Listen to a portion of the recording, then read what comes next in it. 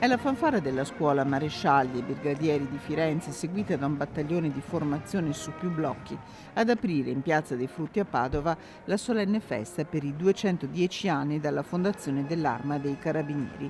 Per la gente, tra la gente, così il comandante interregionale Carabinieri Vittorio Veneto, generale di Corpo d'Armata Maurizio Stefanizzi, che presiede la cerimonia.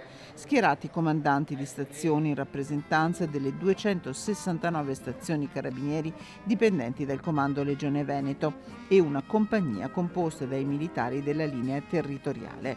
Poi le varie specialità, i forestali, i carabinieri di quartiere, il servizio navale, gli sciatori, le squadre operative di supporto, le aliquote di primo intervento, una compagnia carabinieri della linea mobile in tutta da ordine pubblico. Ad accompagnare il generale Stefanizzi, il generale di brigata Giuseppe De Liso, comandante della Legione Carabinieri Veneto.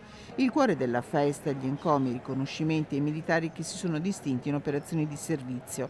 A Roma, tra i premiati, alla presenza del Presidente della Repubblica Sergio Mattarella, il comandante della stazione di Padova principale, luogotenente Giovanni Soldano, scelto dal comandante generale dell'Arma per uno speciale riconoscimento sulla base del lavoro svolto negli anni di servizio.